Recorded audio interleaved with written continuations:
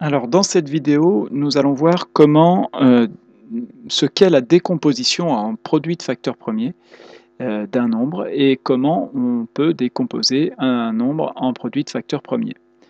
Alors évidemment pour, ceci, pour faire pour comprendre cette vidéo, il faut avoir compris ce qu'est un nombre premier, donc je vous renvoie aux vidéos précédentes.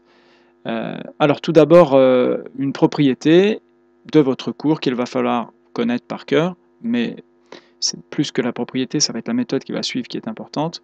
Tout nombre entier peut se décomposer en produit de facteurs premiers.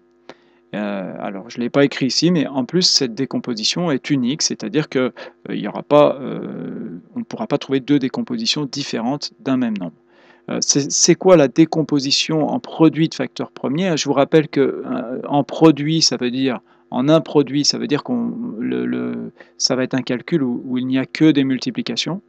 Les nombres que l'on multiplie s'appellent des facteurs, et si ces facteurs sont des nombres premiers, par exemple 2, par exemple 7, par exemple, je ne sais pas, encore 2, par exemple 11, et puis allez, j'en rajoute un autre, fois 13, voilà. Je viens d'écrire un produit de facteurs qui sont tous premiers. Donc ça s'appelle décomposition en facteurs premiers. Alors là, après, on peut éventuellement simplifier cette décomposition, puisqu'on peut regrouper le 2 multiplié par 2, 2 fois 2, je vous rappelle que c'est 2 au carré, ensuite multiplié par 7, multiplié par 11 et multiplié par 13. Voilà. Ce nombre-là, je ne l'ai pas calculé puisque je viens d'improviser un petit peu, mais je vais le calculer tout de suite pour voir combien ça fait. Et ben, ce nombre-là, ça fait 4004. Eh bien, l'écriture qui est ici, 2 au carré fois 7 fois 11 fois 13, c'est ce qu'on appelle la décomposition en produit de facteurs premiers du nombre 4004. Eh bien, cette propriété dit que n'importe quel nombre entier peut forcément se décomposer en produit de facteurs premiers. C'est-à-dire que quand vous allez, si on devait généraliser par une formule, n'importe quel nombre entier va s'écrire sous la forme de 2 puissance quelque chose, fois 3 puissance quelque chose, etc. Avec à chaque fois, l'exposant peut être positif, l'exposant sera forcément un nombre entier, mais peut être égal à 0, pardon, etc. fois 5, fois 5 puissance quelque chose, fois 7 puissance quelque chose, voilà. Alors nous, on va voir ça sur des exemples pareils, de taille très raisonnable. Alors prenons par exemple le nombre 42. Comment va-t-on trouver cette fameuse décomposition en produit de facteurs premiers du nombre 42? Alors la méthode générale serait on va essayer de diviser par tous les nombres premiers, en commençant évidemment par le plus petit, c'est-à-dire par 2. Donc 42, bah justement, 42 c'est divisible par 2, c'est 2 fois 21. Voilà. Ensuite, le reste qu'il y a ici, 21, le deuxième facteur, on va lui-même essayer de le décomposer en facteur premier. Or, 21, on ne peut plus le diviser par 2. Donc on ne va pas diviser par 2. Par contre, on peut le diviser par 3. 21, c'est dans la table du 3, c'est évidemment 3 fois 7. Donc je vais écrire ici que 42, c'est égal à 2. Le 2 que j'écris là, c'est le 2, c'est le même 2 qui est ici, que j'aurais écrit. Et je vais remplacer 21 par 3 fois 7. Voilà. Bien, je viens d'écrire 42 sous la forme d'un produit, d'une multiplication de plusieurs facteurs, et tous les facteurs sont des nombres premiers, 2 est premier, 3 est premier, 7 est premier, donc je viens d'obtenir la décomposition en facteurs premiers du nombre 42. Prenons un exemple un petit peu légèrement plus compliqué, 164. Sur le même principe, on va écrire que 164, je sais par cœur que c'est dans la table du 2, c'est même pas trop dur quand même de dire que c'est 2 fois 88. Au pire, on peut diviser avec sa calculatrice 164 par 2 pour trouver 88. Ensuite, je vais écrire donc que c'est 2 fois, et je vais remplacer 88 qui lui-même est encore dans la table du 2, donc c'est 2 fois 44. Puis je vais continuer, comme ça je vois que 44 on peut encore diviser par 2, donc je vais écrire 2 fois 2, deux premiers c'est celui-ci et celui-là qu'on retrouve, multiplié par, et 44 c'est 2 fois 22. Et on continue, 22 je peux encore le diviser par 2, c'est 2 fois 11, donc je vais écrire 2 fois 2 fois 2, c'est les 3 premiers 2 qu'il y avait dans l'écriture, multiplié par, et je remplace 22 par 2 fois 11. Et là je m'arrête, puisque justement, le dernier nombre que je trouve, c'est 11, et je sais que 11 est un nombre premier. Donc finalement, je viens d'écrire la décomposition en facteurs premiers. Les nombres 2 sont tous des nombres premiers, et 11 est un nombre premier. Donc voilà la décomposition en facteurs premiers de 164, que j'écrirai évidemment pour simplifier, avec des puissances, puisque 2 fois 2 fois 2 fois 2, 4 fois 8, on se rappelle que ça s'écrit 2 puissance 4 ou 2 exposant 4. Donc on écrira 2 puissance 4 fois 11, et on a notre décomposition en produit de facteurs premiers du nombre 164. Alors ces deux décompositions se faisaient donc sans calculatrice, normalement, juste en faisant un peu de calcul mental.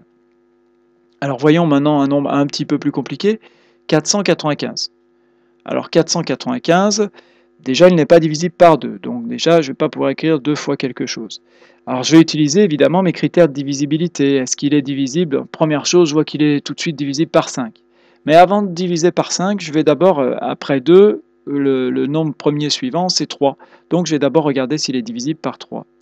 Or 5 et 4 ça fait 9, plus 9 ça fait 18, donc je sais que ce nombre est divisible par 3. Donc je vais d'entrée écrire qu'il est égal à 3 fois quelque chose. Si je ne sais pas par cœur, je divise, et 195 divisé par 3, je verrai que ça fait 165. Et ensuite, on continue sur le même modèle que précédemment. Je vais voir 165 si je peux lui-même le diviser par un nombre premier. Évidemment, déjà, je peux le diviser par 5, mais avant de diviser par 5, je vais regarder est-ce que je ne pourrais pas encore, lui aussi, le diviser par 3. Je dois essayer vraiment de diviser le maximum de fois par 2, puis après le maximum de fois par 3, puis après le maximum de fois par 5, c'est-à-dire je vais diviser par tous les nombres premiers, du plus petit jusqu'à temps que je puisse diviser, tous les nombres premiers, mais autant de fois que possible. Et donc là, 165, je peux encore diviser par 3, et 165, c'est égal à 3 fois 55. Donc je vais écrire que c'est 3, c'est le premier 3 qu'il y avait, et je remplace par 165 par 3 fois 55. J'ai oublié de dire que je savais que c'était divisible par 3 parce que 5 plus 6 plus 1, ça fait 12, et donc c'est forcément divisible par 3. Là encore, on utilise les critères. Et en fait, il faudra toujours utiliser les critères.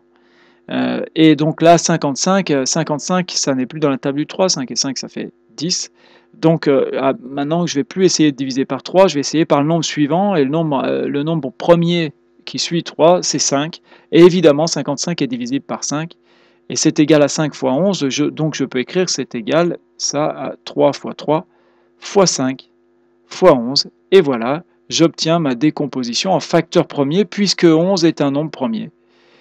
Et donc j'écrirai, pour simplifier un petit peu cette décomposition, 3 au carré, puisque 3 fois 3 c'est 3 au carré, fois 5 fois 11, et j'aurai ma décomposition en facteur premier du nombre 495. Alors juste à noter une autre méthode qui peut parfois être un petit peu plus simple. Plutôt que de diviser plusieurs fois de suite par 2, puis plusieurs fois de suite par 3, puis plusieurs fois de suite par 5, etc. Ça peut parfois être long, notamment quand les nombres sont un peu compliqués. Vous pourrez, dans certains cas, par exemple 400, vous pourrez essayer de tout de suite utiliser un autre produit. Et là, 400, on peut savoir que 4, c'est 2 fois 2. Donc 400, c'est par exemple 20 fois 20. Par exemple, j'aurais pu mettre 4 fois 100. Et tiens, 20, c'est pas trop dur de le décomposer en facteur premier. 20, c'est 2 fois 10. Et 10, c'est 2 fois 5. Donc en fait, 20, c'est 2 fois 2 fois 10. Et donc la décomposition, pardon, je dis une bêtise, 2 fois 2 fois 5. J'ai remplacé 10 par 2 fois 5. Et ici, j'ai la décomposition en facteur premier de 20.